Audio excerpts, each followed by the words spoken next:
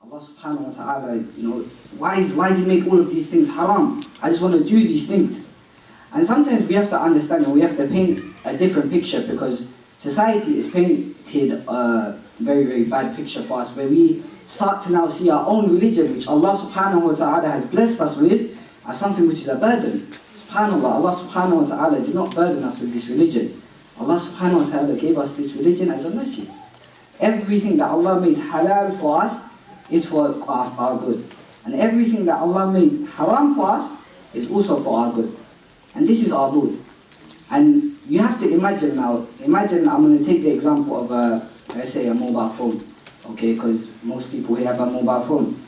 The one who created the mobile phone created this mobile phone to do a certain purpose, to function in a certain way.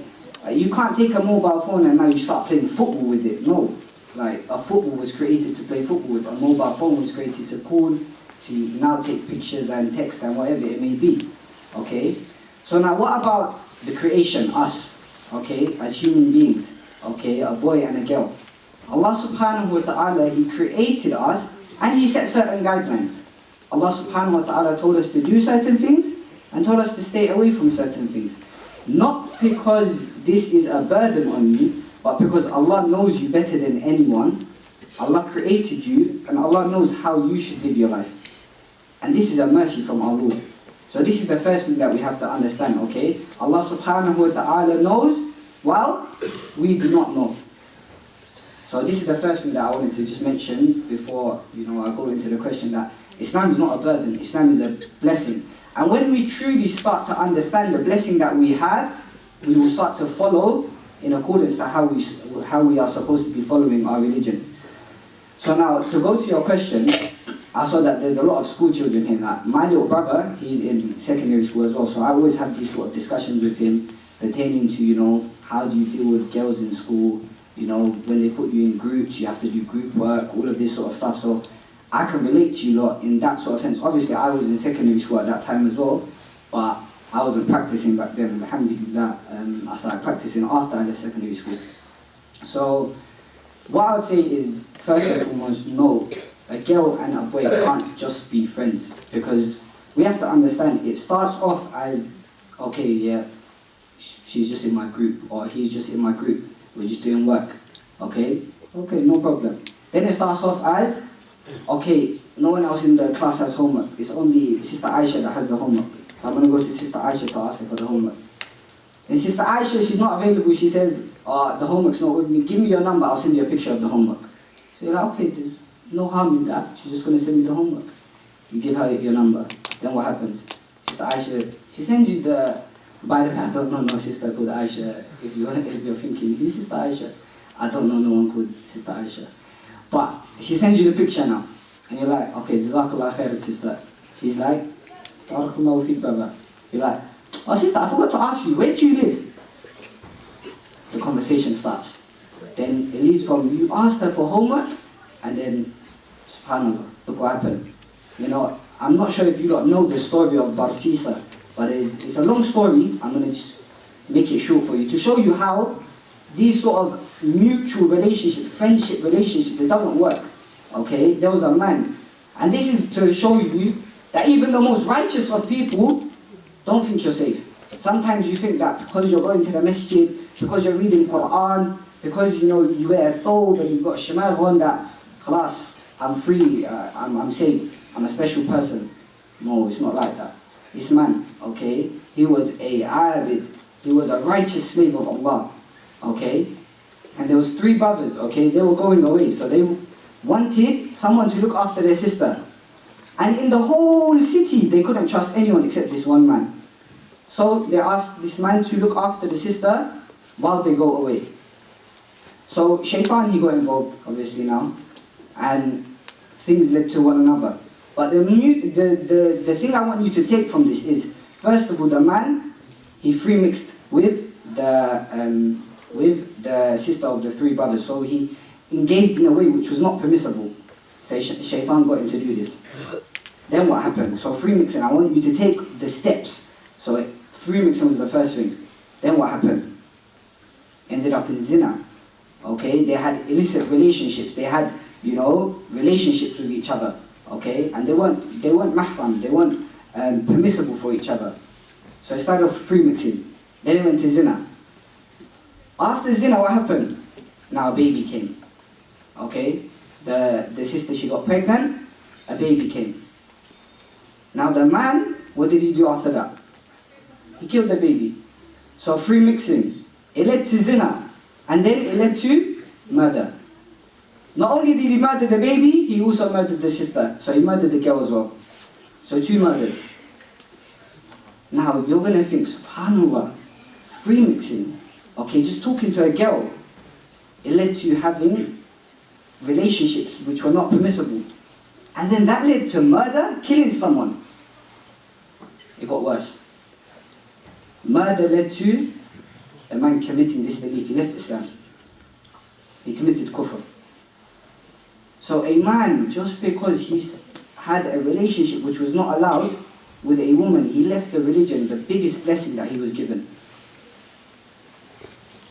Can you imagine that someone gave you something so valuable and you lose that thing, something that you cherish, something that's your life, something that when you die, this is what's going to save you. Islam, Iman, this is what's going to save you. Someone takes that away from you. What took Islam away from this man? A woman. So this is something we have to ponder on. And I know real life stories. Right now I'm in university. So I've done my secondary school, I've done my college. I'm in university, I see things, I hear stories. People come to me and they talk to me about things which happen inside the university. I've seen it with my own 2 eyes in university. Things like, that was a story I narrated to you that was from the past. Things like that are happening right now. You think, oh yeah, this is back in the days, brother. Right now, last week only. Last week only, a brother, he came to me, brother, the sister, she wants me to leave my religion. Brother, I'm thinking about leaving my religion. How serious is Islam? Akhi, what if I leave, maybe if I leave my religion, I'll come back later on, maybe convert her. I looked at him, and this is a brother who I know for a very long time. And this is a brother who's strong, like the brother Imran was mentioning early on in his talk. You get the most rough, tough gangster. A girl comes to him, the guy's soft now.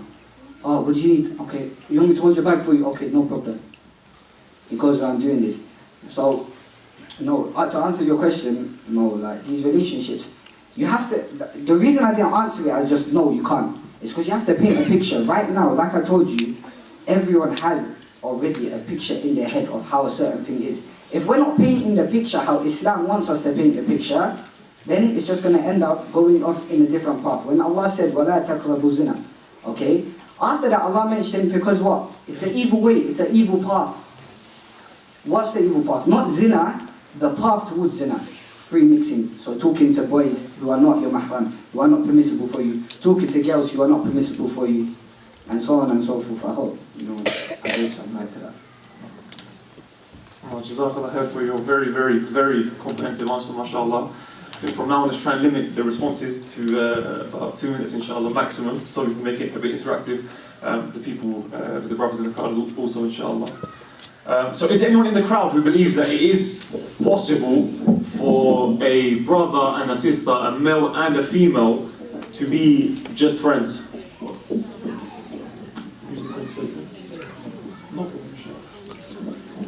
So is there anyone in the crowd who does believe that it is possible? Because I'm not going to lie, even when you think back to Jahiliyyah, people used to think that. People used to believe that it is possible for a brother and a sister to be just friends, no feelings, no attraction, nothing involved whatsoever. Is there anyone in the crowd who believes that that's possible? Hey, actually, right here with the glasses. No, don't turn around, brother, don't turn around. Why don't you believe it's permissible? Possible. You didn't put your hand up? You didn't put your hand up? No. So why don't you believe that it's possible? Because it's not allowed, isn't it? Why is it not allowed? Who said it's not allowed? Because you need to bust stuff. You can't be just friends? You don't have any bad intentions, you just want to be friends, normal friends? You can wake each other up for Fajr, early morning text. Habibti Fajr time, no? Why not? Because it can be zina.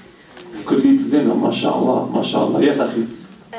Like our brother was saying, it could lead to the small stuff, like, can you give me a homework, to giving him your number and starting conversations, to the bigger stuff like Barsisin killed the baby and zina and stuff like that. Wallah, it's so true, man. Wallah, beautiful answer, mashallah. It's so true that things start off so small, so innocent, but then they spiral, you know, like a snowball. You know, in the movies you see the snowball and it's going down the hill and it's getting bigger and bigger and bigger and bigger as it goes down. It's exactly like that. Now let's get the Prophet Nasir involved as well, inshallah. Actually, the question I want to ask you is that there may be some people here who are unfortunately already in, you know, some sort of interaction, some sort of relationship with the opposite gender. What advice can you give? Not saying that you've got any experience with this, but what advice can you give on how to end that contact, how to end that relationship? Alhamdulillah wa salatu wa salamu ala rasulillah ma ba'd. Assalamu alaikum wa rahmatullahi wa barakatuh. Now, how I would answer this, I'm just like saying from my own personal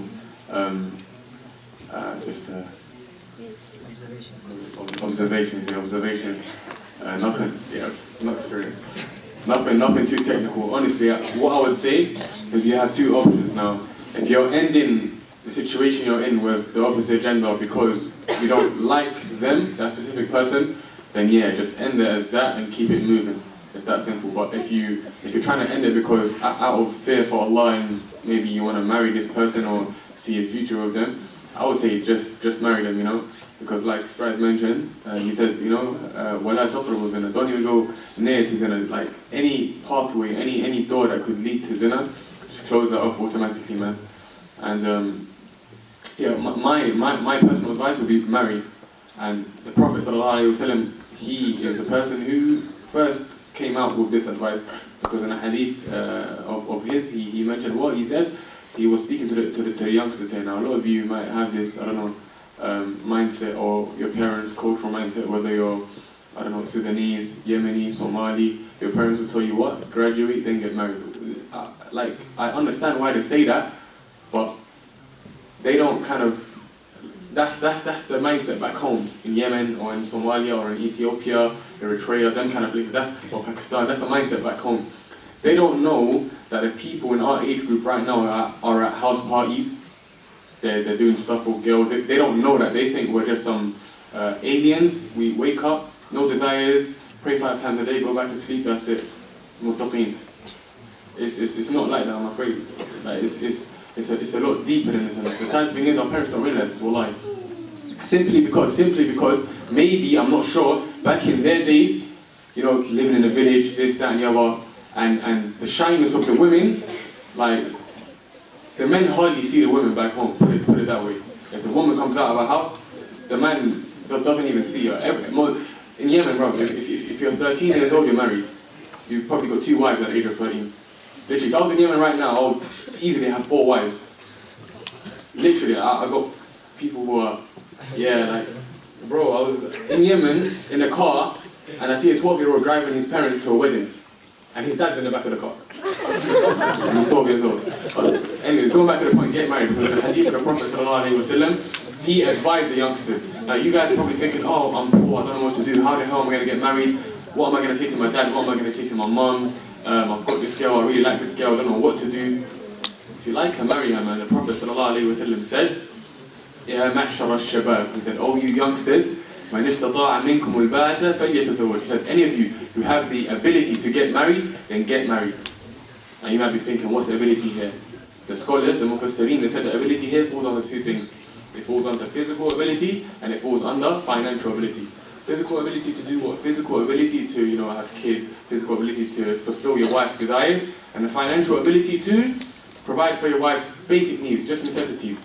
Not no Michael Kors bag, this, that, and the other. Just simple, you know. Food, shelter, just make sure she's alright, whatever she wants, clothes. Like basic needs. You don't have to be a millionaire to provide for your wife's basic needs. Now, I'm not saying, based on this hadith, everyone's fit to get married, because obviously not everyone has their own personal struggles, this, that, and the other. But this just goes to show you how marriage can, you know, prevent somebody from falling into zina, because as the hadith carries on, the Prophet ﷺ said, يا معشر الشباب إن استطاع منكم الباءة فليتزوج فإنه أغض للبصر. Why is the Prophet telling the youngsters to get married here? He says فإنه أغض للبصر, because verily it will help you lower your gaze. And then he goes on to say وأحسن للفرج, and he said it will be a fortress for your private parts. And the word that he used is not a protection for your private, rather he used a fortress for your private parts, just to show you how much marriage would, reduce your desires. And as the hadith carries on, the Prophet ﷺ, he now gives us a practical step, because he knows the affairs of the people, and he knows that marriage is going to be hard for some of us. Some of us might not have the financial ability, some of us might not have the physical ability to get married. So the Prophet ﷺ, what did he say? He said, فَمَنْ لَمْ يَسْتَطِعْ فَعَلَيْهِ بِالصَّوْمِ. The Prophet ﷺ said, and the one who does not have the ability, then upon him is to fast. He didn't say, and try to fast. He said, upon him is to fast. So it's obligatory for you to fast if you don't have the ability to get married. Why? Because, as the Mufassirin also explained, fasting, it castrates your desires. And I believe the analogy that was given, forgive me for being vulgar, it's like your testicles being cut off. When you fast, that's what it does. When you fast, you have no interest in a woman. You see a woman on the road, okay, naturally, it's within you to look down, lower your gaze and walk past. Like nothing ever happened. And I think it was the hadith of Dawood where he used to fast one day and skip one day, right? The fasting of Dawood, where he used to fast one day and skip one day. But that doesn't mean you fast one day and skip one day. Maybe your needs are much higher than what Dawood needed. Maybe you're roasting so much, you need to fast more. Maybe you're roasting much less, you need to fast less. It all depends on you. And yeah, just fast. And if you have the ability, then get married. That's what I would say.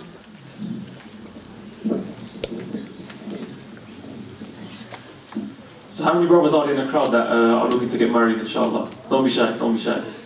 The masjid might be looking you up, you never know. Allah Akbar, Aki, how old are you?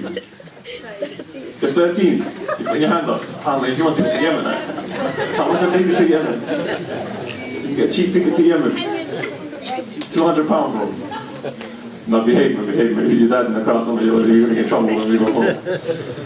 Okay, so the next point I want to talk about, obviously, so we've made it clear that you can't really interact with the opposite gender, but does that mean that you don't interact at all? For example, if you go into a shop and the shopkeeper's a woman, so when she says to you, yeah, that's £4, you just put your hands in your ears, and talk to her and just sort of run out. Is that what you do? Or is there a way for you to deal with certain situations in the way that you have to? Before I put it to Brother Strides, does anyone want to try and shed some light on that issue? Go on, young brother again, mashallah. Do you want to limit what you say? Just say, you can say that's £4, okay, here, and you can leave. You don't have to say, do you have any brothers? Can I get your father's phone number? You don't have to say any of that. You can just say, Allah. What's your name, Ahi? Abdul. Mashallah. Do you want to swap? Honestly, mashallah, you're going in today, man. Alhamdulillah, the young brother is putting the older guys to shame. Honestly, mashallah, he goes, limit your conversation. If you do ever have to speak to the opposite gender, limit your conversation. You don't have to say, oh, yes, £4, okay, here you go, how was your day, mashallah, very nice eyelashes, Allahu Akbar, where did you get them done from, wow, mashallah. No, just, like you said, it's just £4, so here you go, thank you very much, thank you, take care, bye-bye, and just leave. You don't need to go on and drag the conversation. A lot of people, they tend to do this. If you are in school, if you are in college, if you are in university, number one, limit your conversation. If you do sometimes ever have to, okay, maybe like you said, Sister Aisha might have the homework, and you might genuinely need to ask her, sister, ask for the homework. Don't like you said, I don't know. In my school, people never said, sister, the homework, thank you. Where do you live? I don't know where you got that from. People don't do that where I'm from. We don't ask straight away. Can I have the homework? Then where do you live? That's a bit weird, isn't it? But growing up in South was hard. Yeah, Allah. Okay, no problem. But the point is that limit your conversation. That's point number one. Has anyone got any other ideas of what other pointers could be when it comes to interacting with the opposite gender?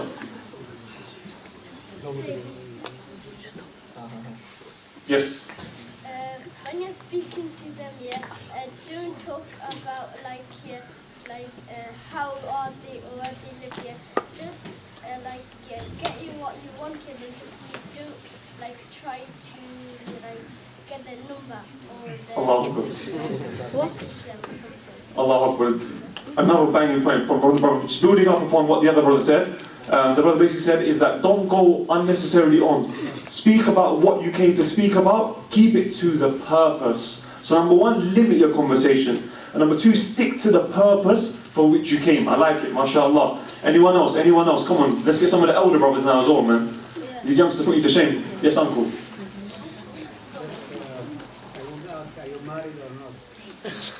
You would ask, are you married or not, before you do it? Oh, wait, you're asking me if I'm married? No.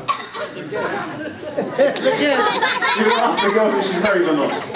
Oh, okay, mashallah. The uncle would ask us if she's married or not. Allah Akbar.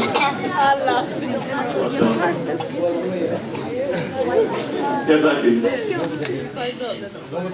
Lower your gaze. Yes, mashallah. Very, very important point. This is a very, very important point because your eyes, you see your eyes, they're the gateway to your heart. So if you're sitting there, for example, Sister Aisha's there with the homework and you're looking at Sister Aisha, can I have the homework please? You know, like, please, you know, I'd really appreciate it. And you're looking, staring at her, you're looking at her and this and that. In your mind, that's going to make you go crazy. That is what's going to make you want to lead on to other things. If you come up and you lower your gaze, like the brother said, you lower your gaze, keep your gaze low.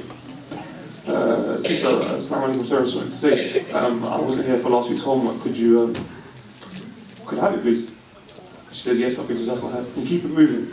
That's it. You don't need to sit there and, yeah, mashallah, and, staring and watching, and that's just going to lead to problems. That's going to lead to more problems. Straz, is there anything else that you would like to add in terms of advice when interacting with the opposite gender? One thing that I think we should really mention is that sometimes a Muslim sister or a Muslim brother might understand. What about now when it comes to the non-Muslim? They'll start thinking, wait, what? What are you talking about? Because the Muslims, our fitra, we was raised this way. Most of our parents taught us this kind of interaction is not allowed. Are you talk to a girl? I raised this kind of child. Do you get what I'm saying? But when it comes to now, a non-Muslim, now it becomes a bit more difficult. You can't talk to me. Why are you looking down? Look at me. It's so disrespectful. What do they teach you in school? Eye contact, body language. That's what they teach you, right? Yeah. So now they're starting to think, oh, this person is very disrespectful. And then you might get a doubt and start thinking, oh yeah, I am being disrespectful. So yeah, what was he saying? And you start looking at them. Sometimes when you have to explain to them, and a lot of the times, when, for example, I'll give you another example, because the examples make it clear. At university, we was doing Islamic Awareness Week. So, people, we had like a stool like this, a table out, we had a lot of leaflets, and a lot of people that would come to us. And unfortunately, the day that we was doing it, the sisters who are in our university, they weren't available. So we was doing both brothers and sisters, so brothers and sisters were coming to us. So what happened is, it was just me and another brother on the table. So a lot of non-Muslims were coming to us. And one girl, what she noticed is that when we was talking to her, we wasn't looking at her. So we would talk to her and we'd be like, okay, yeah, and basically what we have here, and we'll talk like this. So she asked me, why is it that, first of all, they always ask, why is it that Muslim women have to cover?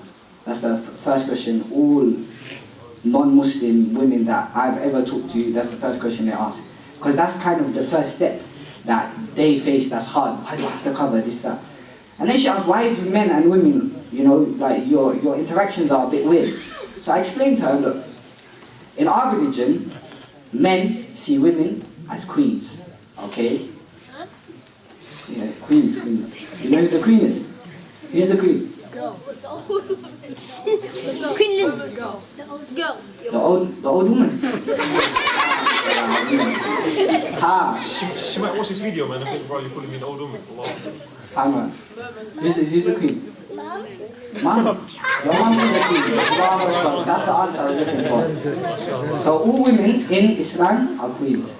So now when you interact, or not even Islam, all women are queens. So now when you interact with a queen, you want to treat her like she's a queen, right? So she's precious, you don't want to look at her. Okay, she's precious, you don't want to touch her. she's probably not covered, Allah Alam, you don't want to see her beauty. So that's why you're lowering your gaze. And you explain it like that to them, they start feeling flattered. Oh, subhanAllah, that's what Islam teaches you. And this is a way of da'wah as well. This is a way to call people to Islam. When you start showing them through your actions what Islam has taught you. Sometimes, you know, when you're not educated about Islam, what happens? People we know on the news now, they're doing a lot of things. Because they're not educated and they don't realize, they start having a negative assumption of Islam. But when we explain to them in a nice way, okay, because when in Surah Taha, when, subhanAllah, Allah subhanahu wa ta'ala sent Musa alayhi salam to Fir'aun, okay, Allah told Musa to speak to, alayhi salam, to speak to Fir'aun. Fir'aun was what? The biggest kafir, okay, biggest disbeliever. Allah told Musa alayhi salam to speak to Fir'aun in a nice way, to call him so that he may accept, or he may fear Allah. So that's what we have to kind of, you know, understand when we deal with non-Muslims as well, that, you know, when we're talking to them, when we're showing them what our religion teaches us, that we talk to them in a nice way, we explain to them in a nice way. Because it's always easy to explain to the Muslim, this person was raised as a Muslim. When it comes to a non-Muslim, their culture is very different. Okay? So that's all I would probably add. But I wanted to ask you a question, brother, because, you know, you seem to be directing the questions over here. What would you do, subhanAllah, if a woman try to shake your hand? I've got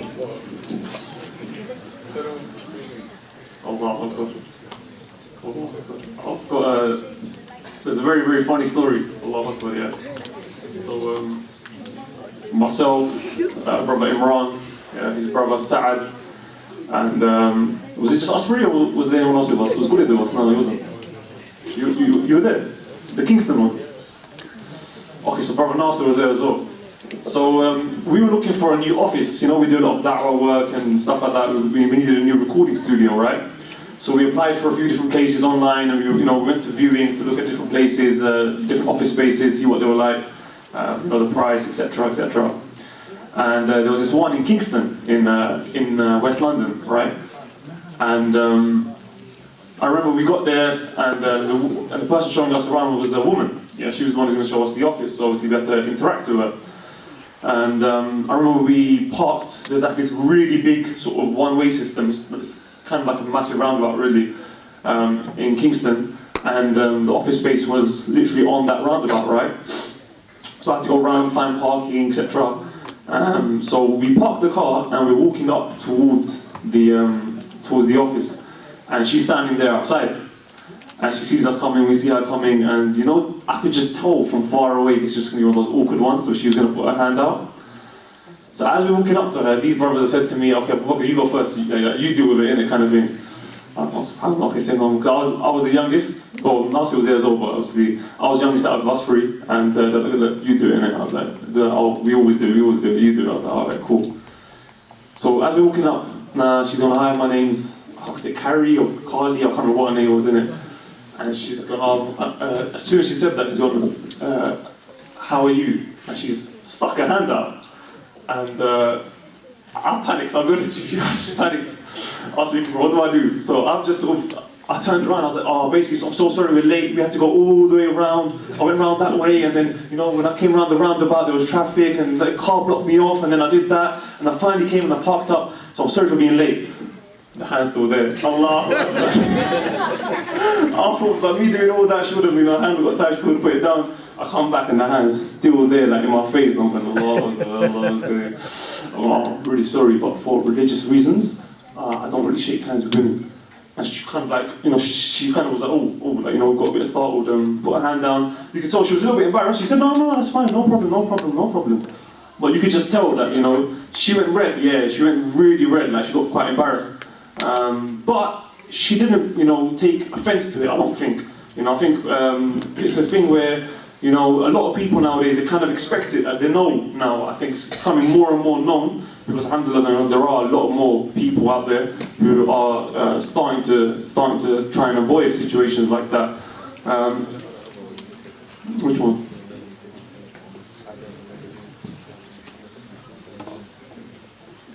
Yeah, I mean, there's different ways to do it. Sometimes, you know, like, if someone sticks out their hand, just I'm I'm sorry, you know, I'm just coughing over my hands, got loads of germs, you know, maybe, you know, some other time, whatnot.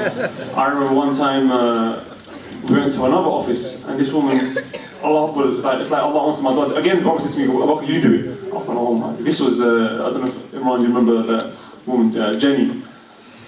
Allah Akbar. And it was funny because she came out and she was rubbing her hands, she had put cream on her hands, and she said, oh, I'm so sorry, I can't shake your hand because I just put cream on my hands. I was like, no problem, Allah Akbar, I'm happy, don't worry. Alhamdulillah, it's not a problem, don't worry, it's all good, it's all good.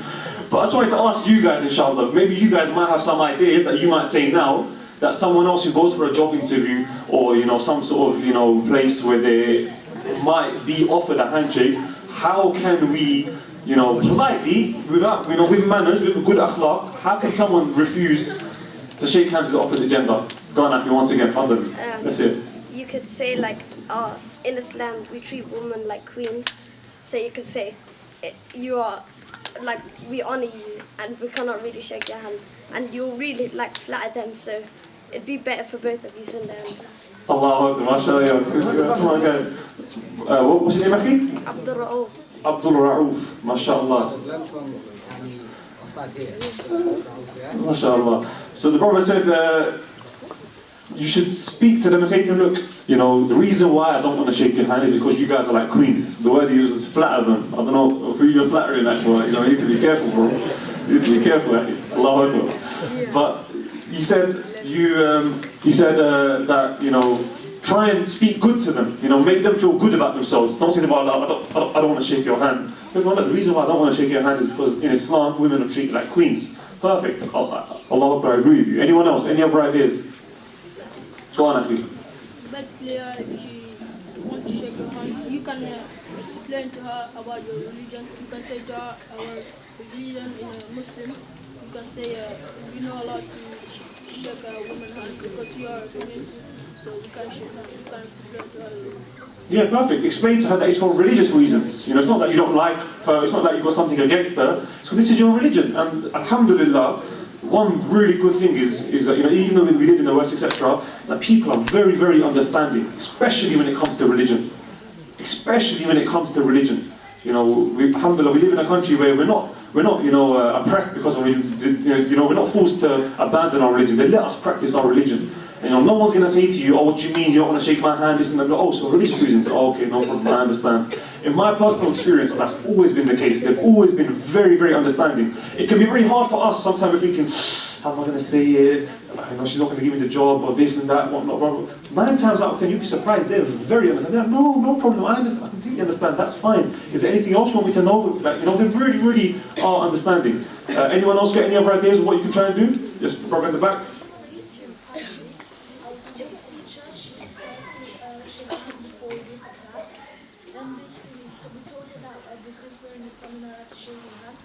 Basically, what she forced us to shake her hand. Is that permissible? Good question. Okay. Let's have a think about that. Yeah, so, yeah, that's a question. We're here for just advice from our personal experiences. For those kind of questions, we're going to have to wait for Imran and Huda to come onto the stage, inshallah, when they do their Q&A. But you should still try. You should still try and avoid it. Any other ideas? I was hoping for some like decent. Yes, yes, actually.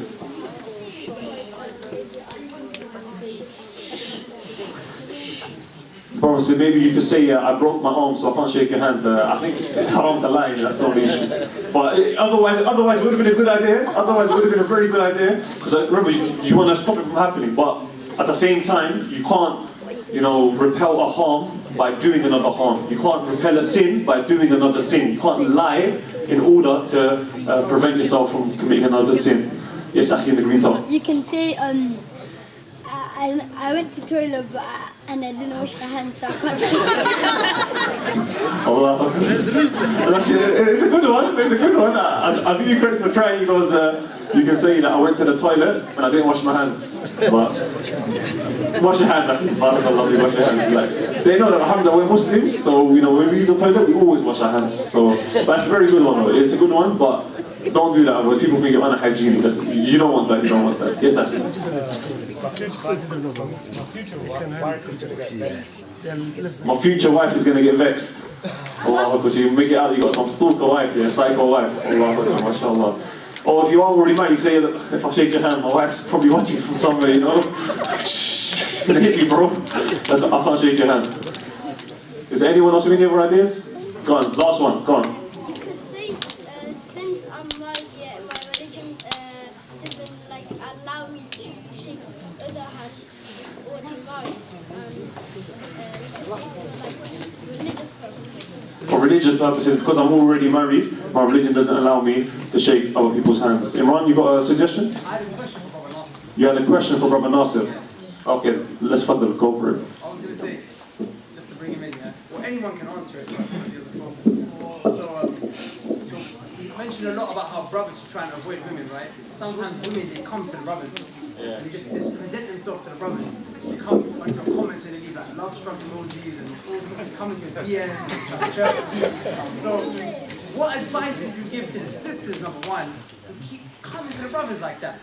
And what advice would you give to the brothers in that situation? Repeat the question. Okay, basically what Imran is asking, he's saying, Nasser, what advice would he give to sisters who are commenting love struck emojis underneath people's pictures, or sisters who are stalking brothers online and saying unnecessary things, you know, tagging their friends, so on and so forth. Basically, he directed the thing at me, and he just tried to be nice about it. Recently, I don't know if you guys know, I've started a YouTube channel, started doing YouTube, this, that, and the other, and alhamdulillah, it's been growing. And with growth comes a little bit of attention. Not to say it's Michael Jackson or anything, but my social medias have been growing. And with growth, I think when people see me do YouTube, I think they kind of forgot I have my morals and I have my, you know, religious, what's it called, the guidelines that I follow. So when you're on YouTube, people look at you as a joker. They think you're just a joker and they think you don't have a serious personality. But yeah, ever since I started doing it, well, from before, but it heavily started having an impact when I started doing YouTube. I'm just seeing sisters like leave unnecessary comments and with like emojis, this, that, and the other. And I got to a point where I was saying to myself, should I make this video, should I not? So I said to myself, listen, in order to protect myself and my nafs, and you heard the talks from the brothers saying how, you know, women is a man's biggest weakness, and the plotting of women is something that, you know, is beyond imagination. So I said to myself, look, this is Shaitan whispering to me, saying to me, Nasser, don't make this video speaking about this, make it later on, you know, yeah. So I thought, look, I'm going to make this video now, and I'm going to release the video. And in the video, I just said, look, Assalamu alaikum, my sisters, you know, the religion has set out guidelines. We treat you like queens, and know your self-worth, please. So know your self-worth. You're out here commenting on pictures of a random guy that you have no clue who he even is. How do you know I'm not a fake account? How do you know the person's not a fake account? You're leaving unnecessary comments saying this, that, and the other, and it defeats your whole purpose of shyness. Because what did Allah say in Surah Qasas? I believe in Surah Qasas, Allah says, Allah was speaking about the righteous women here. And Allah says, يَمْشُونَ al-istihya. Allah says, He was speaking about a particular woman, the tamshi al-istihya. And this is how every single woman should be. They should walk with shyness. So when you got people commenting this stuff, or people giving you a little bit of attention here and there, don't let it get to your head. Straight away, try and, you know, stop it there. So I had to make out a video and clear the doubts that people might have had. Oh, why are sisters commenting this, that, and the other. So I told them, listen, I gave them a little threat. I said, if this carries on, I'm going to turn off all my comments. And I don't want to have to go to a stage where I now turn off my comments on social media, because if I post something, say for example, and my friend wants to comment on it, like I have a normal life, if my friend wants to comment on it, they can't comment. You know what I'm saying? So I just had to make it public. I said, sisters, stop this nonsense, innit? Stop it, please, because it's not, yeah, man, it's not praiseworthy. It defeats the purpose of shyness, this, that, and the other. But yeah, man, that's what I would say. Honestly, I just narrated my story. What was the question? What do you advise? What advice? All advice. Oh, wait, and the brothers. Oh yeah, sorry. Yeah, okay. Well, specifically to the sisters, I would personally, I would just say, just follow the Quran and Sunnah to the best of your ability, and follow the guidelines that the Quran and Sunnah have set out with regards to how a shy woman would be, and look up to the, you know, the role models in the Prophet ﷺ times, the Sahabiyat, so on and so forth. And what I know is most of these sisters who are commenting this stuff, alhamdulillah, they're not practicing sisters, in a sense where they might be more pious, I don't know, with regards to their like salah and their ibadah, I don't know. But from judging by their parents, when you see the comments and you see their usernames, it's crazy. And you see the pictures that they've got up, it's crazy. You know, let's say I'm clicking on the thing, but you know when you see the little circle, the DP, you can tell that they're not, people are very observant of what the Quran has set out. So just follow the Quran. Why? You're probably thinking, oh, how am I going to follow the Quran? The Quran says so many different things. Follow the Quran in all aspects, but mainly follow it, in this specific thing that I'm speaking about, mainly follow it to how a mu'mina, how a believing woman should should portray herself. Allah says in Surah Al-Ahzab, يا أيها النبي قل لأزواجك وبناتك ونساء المؤمنين يدنين عليهن من جلابيبهن. Allah says, all you people, all you prophets, tell your wives and the nisa and the believing women to, you know, observe the jilbab, and this is the correct hijab that was mentioned according to the scholars. And yeah, man, just try and observe the correct hijab and have some shyness and respect towards yourself. And this is not even me like attacking or any of the brothers attacking. Wallah, just know your self-worth. You know what's mad? You've got sisters commenting mad stuff, sisters acting in a crazy way, and when a guy comes and breaks their heart, they're depressed and they're saying, why did you break my heart? Why are you giving him all you got? You know what I'm saying? That's just, be shy by yourself, man, and walk with shyness. It's very, very needed reminder there as well, man. You need to tackle it from both sides. One quick question that's come up, if you grow up with a female that's not your family, you still respect one another or have a conversation once in a while, is this permissible?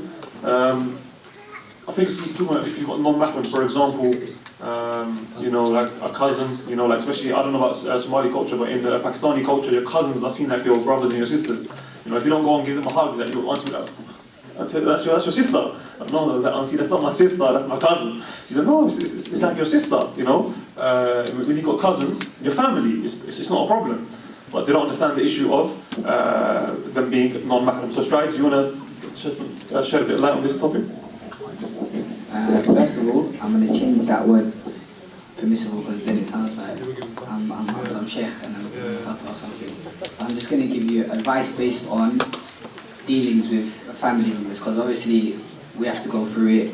Me and her brothers, we go through this. So there's actually, at the time of the Prophet sallallahu alaihi wasallam, a situation like this occurred. Okay, where one of the Sahaba, they came to the Prophet sallallahu alaihi wasallam after the Prophet sallallahu alaihi wasallam told the Sahaba to be careful with their dealings with the women. Okay, so one Sahaba, one man from the Sahaba, he came to the Prophet sallallahu alaihi wasallam, and he asked in regards to the in-laws. Okay, so he asked in regards to the brother-in-law. Okay, for his wife. Okay, so the Prophet ﷺ, in short, gave the answer that the brother-in-law is like death. Rather, the brother-in-law is death. What did the Prophet ﷺ mean?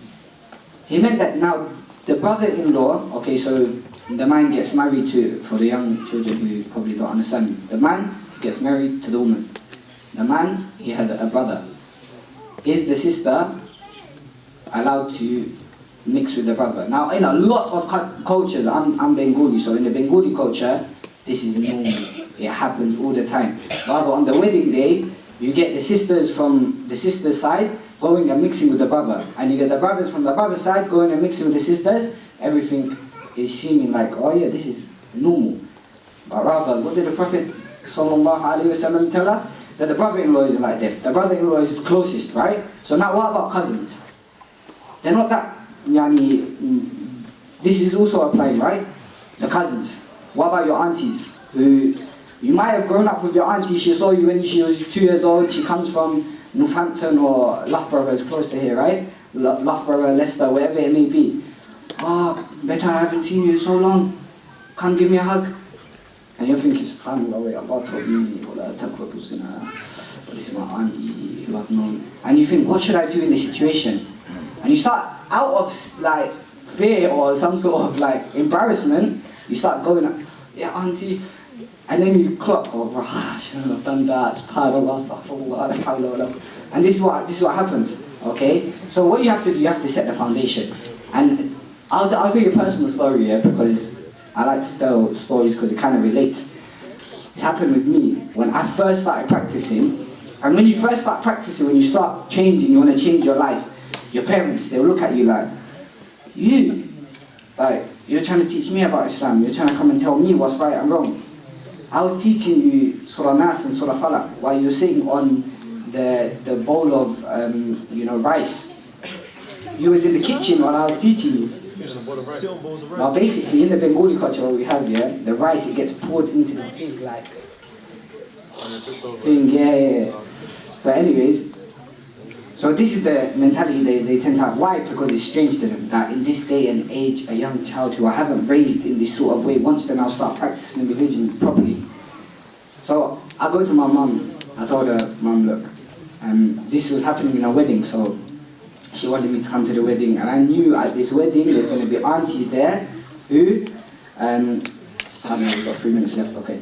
So I knew there's going to be aunties there that are going to want to hug me. So I told my mum, look Mum, I'm coming to this wedding, but I'm not going to hug them. Can you just please let them know I'm on this wave, this is what I'm about now. So she looked at me, she's like, okay. So we went to this wedding. She didn't tell no one, so my auntie came to me. This is our auntie, yeah. I hope she's not watching this. But she came to me, she's like, my name is Mahbub, by the way, for everyone calls me Strides, my name is Mahbub, okay? So she's, Mahbub, I ain't seen you long. I was like, oh bro, what? Mum didn't tell you? She was like, what do you mean?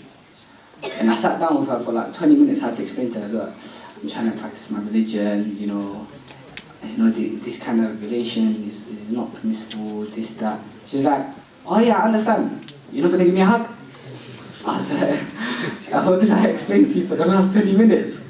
And basically what I'm trying to tell you is speak to your parents about it, because your parents are the one who have authority against you, right? If your parents say something to someone else, that's it, okay? Your parents, you go to them, you tell them, look, I'm trying to take... And this is a message to the parents as well, make the religion easy for your children. Don't make it hard upon them, it's already hard as it is. And this is something that, it's not a one-way thing, where you leave your children and they do whatever they want. And then when your children, they go off and they get a boyfriend and they get a girlfriend, you're going to be blaming them.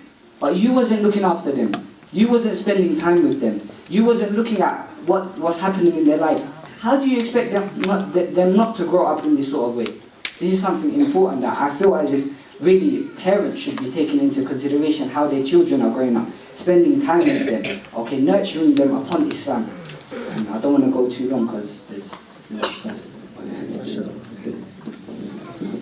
I think we'll end it on that note. Just re-emphasize what the brother was saying.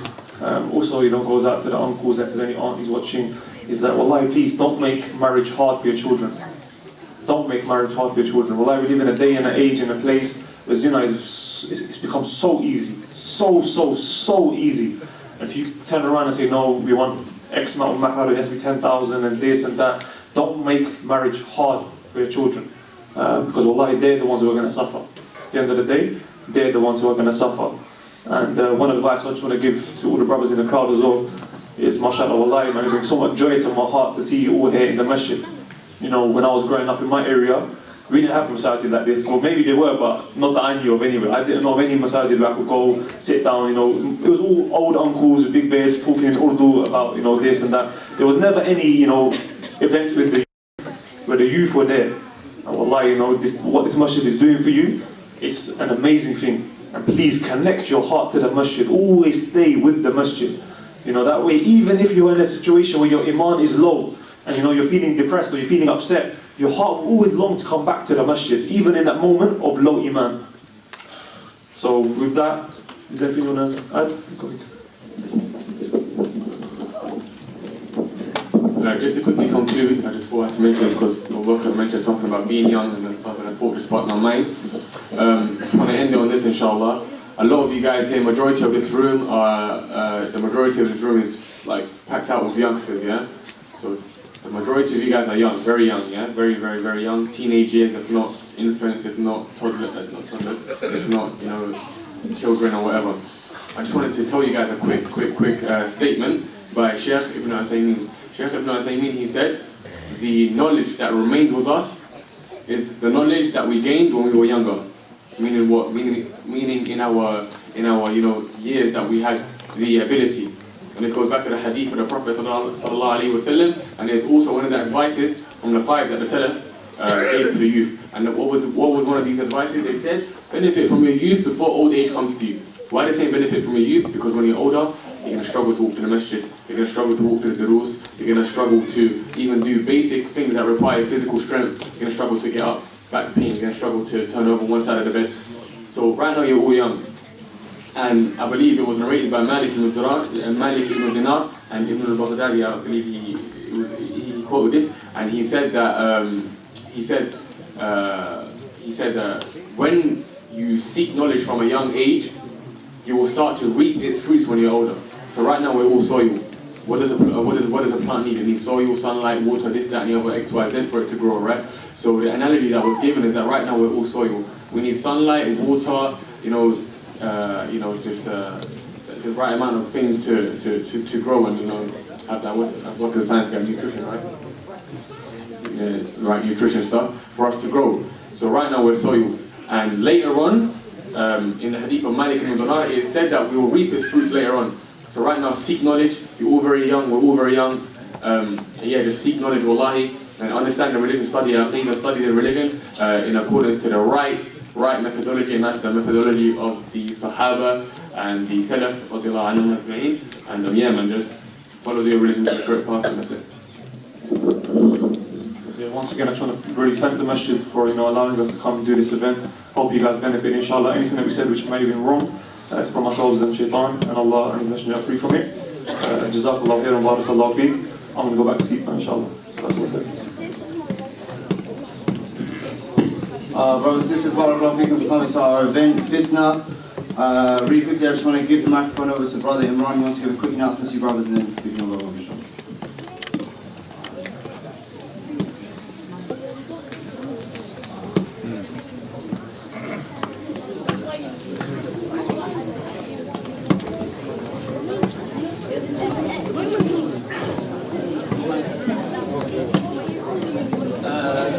والصلاة والسلام على رسول الله أما بعد السلام عليكم ورحمة الله وبركاته. Brothers and sisters, I just wanted to make a very quick, short and sharp announcement. Is there anyone who would really like to go to Umrah? Okay, well, inshallah we're going to be going to Umrah, inshallah ta'ala, us and the brothers, in the first week of April, okay? So if there's anyone that would like to come, if they can inshallah ta'ala come and give their name. It's not free by the way, guys. But it's gonna be very cheap. Very cheap. Because it's not I'll tell you all that in a second. It's been very cheap inshallah, because it's not a project where we're trying to make money or profit of anyone, right? We just want to make sure that we cover costs. And we want to take young brothers, anyone is welcome, but mainly want to take the youth to Umrah with us inshallah ta'ala, where they will be able to do an Umrah. There's many students of knowledge that we're going to meet out there. Some of you may have questions we can get answered. Hopefully we'll be able to meet some of the Mashaykh, and we'll have a very, very, very spiritual, educational experience. And of course we'll have fun as well, right? With some good brothers at the Kaaba, Medina, so on and so forth. So if you guys would like to come and you're interested, there's going to be very, very, very limited spaces, okay? Then come and give your name to Mr. Wavy right here. Can you wave your hand? He's the waviest guy in the room. So if you come to him, leave your name, your number, and your email address, inshallah. It's going to be approximately about £1,000. That's going to be for about 7. Don't worry, your mom's going to pay. Inshallah. But trust me, that's one of the cheapest prices you're going to get for the quality package that's out there. Second, inshallah, if there's anyone who wants to study Islam, you want to seek knowledge, might feel like you're a little bit inspired today, you want to go and learn a little bit more, then we have an online program called the Knowledge College, which is an Islamic Studies Institute where you can learn the basics of your religion. Now obviously there's an £8 tuition fee that we charge, and that helps us to cover the cost of the program, but because you guys are here today, we're giving you guys a gift where you can sign up for a month for absolutely free. So again, if you want to have that access only if you're serious, come to Mr. Wavy and he'll show you how you can have access, inshallah. If there's any sisters that want to know, I'm sure they can get in touch with the administration and they can get in touch with us. They can leave their name, email address behind if they want to do the Umrah this week, and they can make sure that they come with the mahram.